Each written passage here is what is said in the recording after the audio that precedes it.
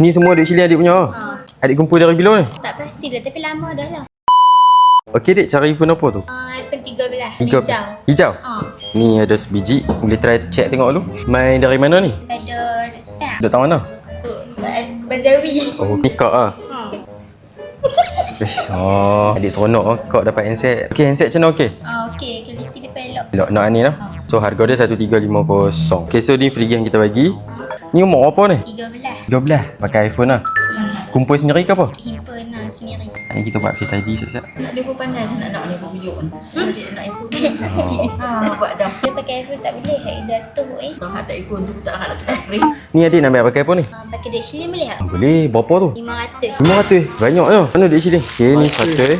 200, 300, 400. 500. Ni semua duit sini adik punya.